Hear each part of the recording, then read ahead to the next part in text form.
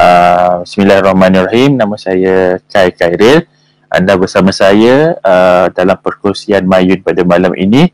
InsyaAllah pada malam ini saya nak cuba kongsikan 3 cara mudah untuk menyediakan resit digital untuk peniaga kecil. Biasanya macam inilah, bila kita mula berniaga, pelanggan akan membeli daripada kita, dan kemudian bila kita telah mula menjual pada pelanggan, mereka memerlukan bukti pembelian. So hari ini apa yang cuba saya sentuh adalah bagaimana kita nak menghasilkan resit digital yang boleh digunakan untuk kita kongsikan kepada pelanggan kita, supaya mereka mungkin untuk rujukan mereka satu, ataupun kalau biasa pelanggan kita adalah daripada syarikat, mungkin mereka nak claim. So benda tu mereka perlukan resit lah. So selain daripada tu juga kita biasanya memerlukan panggil sebut harga lah, dalam bahasa Inggerisnya quotation. Mungkin pada malam ini saya boleh kongsikan 3 teknik yang biasa digunakan untuk kita buat quotation. Dan tuan-tuan dan puan-puan, jika ada juga teknik yang tuan-tuan dan puan-puan biasa gunakan, boleh juga kongsi dan dengan beri komen di bawah ni. So saya mulakanlah pada malam ni dengan perkongsian. Saya share satu lagi slide. Manakah saya punya slide? Kita pakai entire screen lah. So kita pakai entire screen, harap boleh nampak. So kalau kita yang pertama, so yang pertamanya, kalau biar tuan-tuan dan puan-puan dah tengok saya punya perkongsian sebelum ini, kaedah untuk kita buat bisnes online, antaranya kita perlukan kita punya sistem online lah yang boleh orang terus bayar. So yang pertamanya, kita boleh menggunakan sistem online yang boleh didapati kadang-kadang trial percuma. Macam contohnya order sini yang saya pernah kongsikan sebelum ini, dia adalah percuma. So bila pelanggan kita perlu untuk harga, sebut harga, so biasanya dia terus boleh bagi sebut harga kat sini lah. Sebab contoh yang paling mudah, sebut harga ni adalah untuk kita beli produk Smart Study, dan kita boleh terus pelanggan boleh terus online lah. So kita tak perlu buat apa-apa. Dia boleh minta kalau dia nak perlu 4, 5, 6 dan sebagainya. So harga tu telah ada di sebelah kanan kita kat sini lah, dan dia mengikut sistem. Dan juga mereka perlu mengisi semua maklumat yang berkaitan dengan mereka, untuk kemudiannya kalau pelanggan kita dah buat pembayaran, mereka akan dapat resit berkaitan dengan bayaran mereka. So tip saya yang pertama pada malam ini adalah kita menggunakan sistem lah untuk kita buat sebut harga dan juga kita sediakan resit. Ni secara mudahnya lah. Kebanyakan sistem online, kalau kita gunakan, biasanya dia dah ada jenis untuk mendapatkan sebut harga, dan juga jenis untuk mendapatkan resit. So itu tips saya yang pertama. Jika ada soalan, boleh tanya. Hai Nur Hisham. Hai, salam daripada Inaliza. Waalaikumsalam. So saya ulang tadi, tips saya yang pertama adalah kita gunakan sistem online, contohnya ordersini.com. So kita boleh gunakan sistem ini untuk kita buat quotation dan juga untuk membuat resit lah. So cara kedua, yang biasa orang buat lah, ataupun biasa saya buat juga, adalah menggunakan Excel. Okay, so kita boleh menggunakan Excel sebagai contohnya. Saya kongsikan slide saya. Tukar skrin sekejap. Cara kedua adalah menggunakan Excel file. Alright, nampak tak? Okay, harap nampak. Okay. So, cara kedua adalah menggunakan Excel. Excel ataupun kalau dalam Google kita panggil spreadsheet. So, dengan cara ini kita boleh design kita punya sebuah harga ataupun receipt kita sebagaimana yang kita kedaki. Dan kita boleh print benda tu sama ada secara PDF ataupun dalam bentuk image. Okay. So, contoh ni lah yang saya dah buat. Ataupun kalau tuan-tuan dan puan-puan ada masalah, bolehlah search je daripada Google. Dan kebanyakannya kalau kita search, kita boleh dapat carilah sample template untuk sebut harga, quotation dan receipt. Okay. So, biasanya kat bawah ni lah, ini mungkin bukan contoh yang terbaik. Kat bawah ni kita mungkin kata satu adalah sebut harga dan juga yang keduanya adalah untuk receipt. Dan atas ni mungkin kita boleh tukarlah sebut harga atau quotation dan yang keduanya receipt. Okay, so dia ada dah dua benda yang berbeza lah. Sebut harga ni biasanya sebelum kita kita engage dengan customer, mereka akan minta kita sebut harga atau quotation. Sebab mereka nak tahu anggaran harga kita. Dan receipt tu apabila dah buat bayaran, mereka nak supaya benda tu ada bukti pembayaran. Okay. So, tapi dia punya format lebih kurang sama lah. Yang mana mungkin kita akan masukkan logo kita, kepada siapa.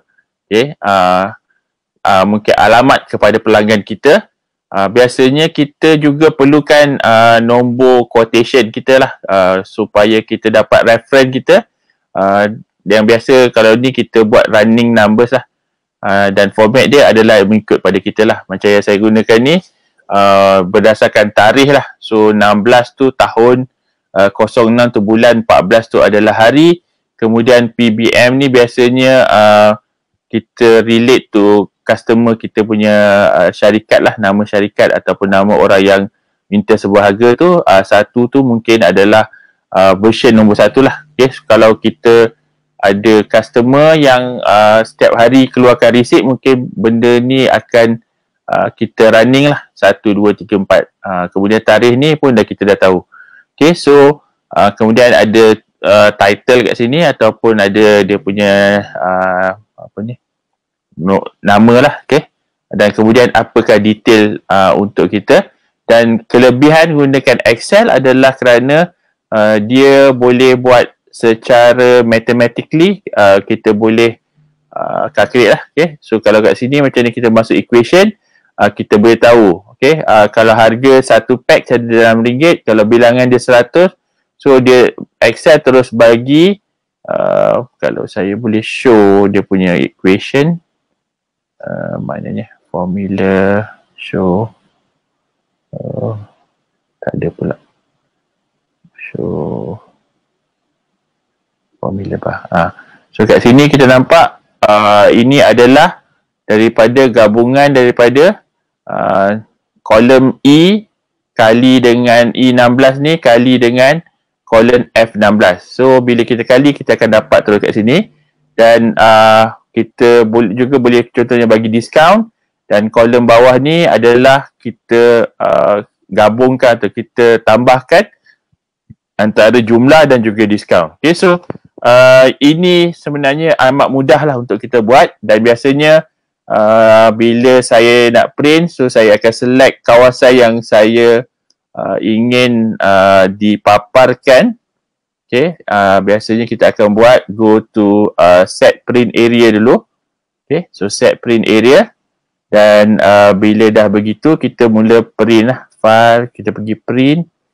Okay, dan kita akan nampak bahawa bentuknya dalam bentuk PDF. Okay, so kita boleh set supaya dia fit into one page, so kita boleh nampak semua.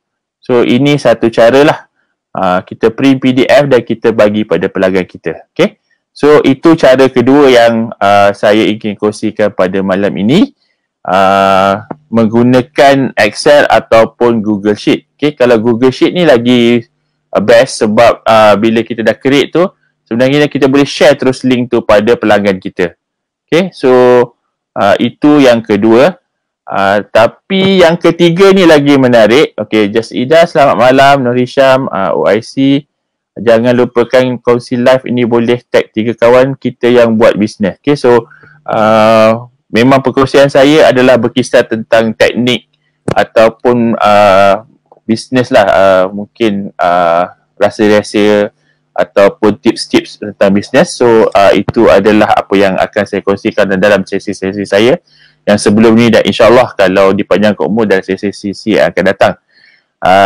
So yang ketiganya, okay, yang ini yang saya biasa gunakan, okay, adalah dia panggil wave.com, okay, ataupun waveapps.com. Ini adalah satu sistem yang biasa saya gunakan untuk bisnes saya. Dan dia percuma lah, yang paling penting tu. Dan kalau kita lihat kat sebelah kiri sini, kalau tuan-tuan dan puan-puan lihat, kita boleh bina beberapa syarikat kita dengan menggunakan Wave App ni. Setakat ni yang saya guna ni, alhamdulillah percuma, tak perlu bayar apa-apa, dan ia sangat membantu. So bila kita buat ataupun kalau kita register, kita log in dan kita akan nampak dashboard sebegini. Satu lagi kelebihan menggunakan Wave App ni adalah sebabnya dia ada mobile app dia sendiri yang biasanya memudahkan lah. Okay, sebagai contoh, kalau saya boleh kongsikan, tapi saya tak boleh nak show secara direct apa yang boleh saya buat, hanya saya boleh tunjukkan di sini, okay, di video ni. Okay, so ini adalah Wave App untuk aplikasi lah. Dia adalah application. Dia punya interface dia lebih kurang sama, cuma dia tak boleh nampak dashboard ni lah. Tapi kalau nak create quotation dan create receipt semua sangat mudah di sini. Okay, kembali kepada desktop ni. Okay, so katalah kita dah create, kita dah log in kan, kita boleh bina syarikat kita. Dia ada, kalau kat bawah ni ada setting, kita klik kat setting bawah tu, kita boleh design ataupun kita boleh customize kita punya receipt ataupun quotation kita, yang mana kita boleh masukkan logo dan juga mungkin nota pembayaran dan sebagainya. Tapi malam ni nampaknya macam sistem ni agak slow pula bagi saya. Saya tak pasti kenapa. So boleh nanti tuan-tuan dan puan-puan kalau nak mencuba, boleh tengok macam mana setting yang pergi kepada setting bawah ni lah. Dan dia boleh nampak semua setting termasuk logo dan dia punya detail setting yang lain. Okay, so hari ni mungkin apa yang boleh saya cuba adalah create a new lah. Okay, so biasanya bila kita klik sebelah kanan, button sebelah kanan atas ni, dia ada estimate, invoice, recurring bill, customer, vendor dan sebagainya. Biasanya apa yang saya buat adalah saya akan create invoice lah. Okay, so bila kita create invoice, okay, saya biasa buat ni kat mobile lah. So bila katalah saya dah buat satu servis pada customer, contohnya saya hantar daging salai kan, kemudian jumpa customer hantar, kemudian customer kata, alah saya nak receipt lah. So saya terus buka kat mobile app saya untuk buat receipt. Tapi di desktop ni nampaknya ada masalah pula. Ini yang masalah saya tadi sebelum saya start. So mungkin kalau saya boleh tunjukkan kat sini. So katalah pusing balik. Okay, sorry. Okay, tadi saya lupa nak tunjuk kat sini. Dia tak besar. Okay, so kat sini kalau kita tengok, ini adalah contoh quotation ataupun receipt lah yang boleh kita buat. Kita boleh tambah item kat sini. boleh tambah dan kita boleh add apa-apa item. Okay. Dan kita boleh tukarkan kuantiti dia, katalah 20. Okay. Dan dia boleh calculate terus. Kita kata OK dan dia tambah dan kita boleh dapat seterusnya. So apabila kita dah OK dengan tempahan tersebut, kita bolehlah submit invoice tu. Okay.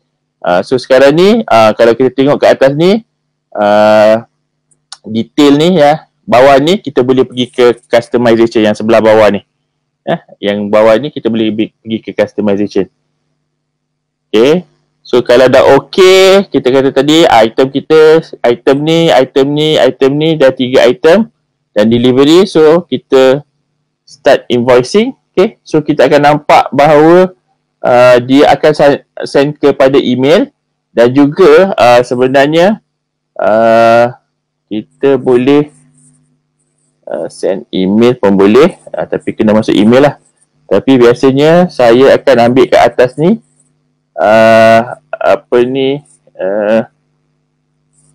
mark as send.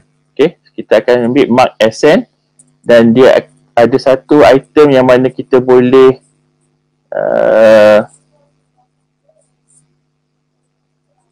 lupa, bukan atas tu, kat bawah. So kat bawah ni send reminder ataupun bila nak send tu, dia ada 3 titik kat bawah ni. Bawah ni 3 titik kat bawah ni, kita boleh klik kat situ dan kita boleh hantar ke WhatsApp. Okay, so ini yang biasa saya buat lah. So kita hantar ke WhatsApp contohnya kepada sini dan dia akan terus hantar ke WhatsApp kepada pelanggan kita. So ini yang paling mudah. Okay, kita nampak kan, request for payment for invoice number. Okay, dan juga tu, dan juga detail ataupun dia punya sebut harga ataupun receipt kita tadi akan nampak. Okay, so macam ni lah akan nampak, customer akan dapat. Mereka boleh dapat ni dalam bentuk digital. Mereka boleh juga bentuk dalam bentuk PDF ataupun kita boleh bagi dalam bentuk image. Okay, so dengan cara ni mudah untuk pelanggan. So dia boleh tahu okay, berapa jumlah dia dah bayar, berapa jumlah dia tak bayar dan sebagainya. Sebab dalam sistem ni kalau kita bayar sekerat-sekerat 2 kali contoh, so dia akan tunjuklah bahawa ada 2 kali payment. Okay, so inilah bentuk yang akan kita dapat. Contoh ini adalah bisnes di Aina catering saya. Okay, so ini adalah receipt lah, dan kita boleh bagi kepada customer. Dan biasanya sepanjang pengalaman saya, customer dah boleh accept lah untuk digital receipt. Mereka tak lagi minta untuk physical receipt. Satu, sebab physical receipt biasanya dia akan lambat, dan juga biasanya susah sikit lah. Sebab kadang-kadang benda tu kita dah deliver, lepas tu kita balik rumah, customer kata tak receipt, kita kena pergi hantar pula, costing pula pada kita. So kalau boleh kita nak kurangkan kos, dengan cara ini mereka nak dapat receipt boleh, tapi kita hantar online je lah. Lagipun kita mungkin kita berurusan dengan customer tu adalah menggunakan WhatsApp. So bila kita hantar juga, kita receipt ni kita gunakan WhatsApp. Okay. Selain daripada itu, banyak lagi lah dia punya dalam Wave app ni. Cuma yang saya boleh kongsikan hari ni adalah benda tu, satu, kita boleh buat quotation. Bila customer dah ready, kita jadikan dia sebagai receipt. Okay, kalau boleh saya show balik kat sini. Okay, so benda ni boleh dijadikan sebagai receipt dan juga sebagai quotation. Okay, so dan yang paling bestnya, kita boleh tengoklah berapa jumlah yang kita telah menjual pada tarikh-tarikh bulan-bulan sekian. Okay. Dan seperti yang saya cakap tadi, kita boleh buat pelbagai bisnes. Okay. Kalau kita tengok kat sini, ada pelbagai bisnes yang boleh kita gunakan. Setiap bisnes ni dia akan ada different quotation ataupun format quotation. Kalau kita tengok juga sebelah kiri ni, menggunakan Wave app, okay, kita boleh tengok sale, kita boleh tengok purchase, accounting dan report dan sebagainya. Okay, so dia ada beberapa function. Contohnya accounting ni saya rasa dia akan berbayar lah, tapi untuk sales, untuk report ni ia adalah percuma. Okay, so itu adalah tiga ataupun tips saya yang ketiga lah, menggunakan waveapp.com. Okay, so mungkin tuan-tuan atau perempuan pun ada contohnya apps ataupun sistem yang tuan-puan telah gunakan dan tuan-puan rasa nak kongsi juga, bolehlah tolong komen kat bawah ni, mungkin kita boleh kongsi. Tapi ini adalah 3 cara yang biasa saya gunakan untuk saya bagi resit pada pelanggan-pelanggan saya, dan ini sangat membantu dalam bisnes, sebabnya bila pelanggan nak resit kita dah ready lah, tapi kita kata hanya untuk secara digital, kita tak ada fizikal, tak payah nak print, tak payah nak chop. Okay, seperti saya kata tadilah, bila kita ada minta receipt fizikal ni, satu mungkin cost kat kita sebab kita nak print, okay? Kemudian kita nak chop pula tu ambil masa, nak deliver pula mungkin kita dia makan masa dan ada tambahan cost lah, dan dia sedikit susah lah. So dengan digital ni alhamdulillah lah, yang telah saya gunakan takat ni macam syarikat besar pun dah boleh menerima. Kalau syarikat-syarikat kecil pun alhamdulillah setakat ni boleh menerima lah. Okay, so untuk pada malam ni saya rasa itu perkongsian saya. Ada komen ataupun pertanyaan, sangat dialu-alukan, maaf tadi lambat sedikit sebab ada masalah teknikal. So kalau untuk saya gulung balik lah 3 tips saya pada malam ini. Yang pertama tadi, kita gunakan sistem yang sedia ada. Contoh tadi kita gunakan ordersini.com. Okay, sistem tu dah sendiri boleh bagi quotation pada pelanggan, dan juga seterusnya bila pelanggan bayar terus ada receipt. Yang keduanya yang percuma lah, kita boleh gunakan Excel ataupun Google Sheet untuk kita bina kita punya receipt sendiri. Dan juga sebenarnya sistem dalam Excel atau Google Sheet ni kita boleh buat lebih daripada itu. Kita boleh buat database kita sendiri. Tapi itulah percuma. Template dia semua kebanyakannya kalau kita search dah ada. So kita boleh just gunakan tanpa perlu bayar, dan juga data kita sebenarnya lagi selamatlah sebab kita simpan pada komputer kita sendiri ataupun pada Google Sheet kita yang tapi tak jugalah, tak sama sebab Google Sheet tu masih lagi online. Okay, dan ketiganya adalah menggunakan waveapp.com. Kelebihan waveapp.com seperti yang saya cakap tadi adalah kerana dia free, dan juga dia boleh buat pelbagai jenis ataupun banyak syarikat lah bawah satu sistem. Kemudiannya kita boleh dia ada apps, boleh install kat mobile phone kita. So bila customer nak je terus kita buat kat mobile phone, tak payah nak pergi ke PC dan sebagainya. Okay, so itu adalah 3 tips daripada saya pada malam ini. Maaflah agak lambat dan juga tidak teratur sikit pada malam ni, akibat kerana kesibukan kerja sikit, balik lewat juga tadi. So jika ada sebalang persoalan, saya mengalu-alukan jika ada pertanyaan ataupun juga nak berkongsi lah sistem lain, sangat dialu-alukan. Ada ke soalan? Dia kalau sistem online ni banyak lah kayaknya. Macam kalau kita guna Shopee tu pun dia dah ada sistem online dia lah. Tapi kadang-kadang benda ni lebih bagi saya nampak sebenarnya pada servis lah. Kalau pada contoh ada kawan saya, dia buat servis untuk baiki elektrik ataupun dia buat electrician lah. Okay, so bila dia dah buat dia buat servis, biasanya customer nak tahu harga. So biasa yang apa yang dia buat adalah dia bagi quotation berdasarkan harga tu, anggaran, kemudian bila dah confirm dah buat semua, dia akan bagi harga yang betul. So dengan sistem ni dia tak perlu nak balik ke office untuk buat quotation dan juga untuk bagi receipt. So selepas dia habis je kerja, dia buka kat mobile phone dia, okay, dia terus key in dan terus hantar pada customer. Sangat mudah. Okay.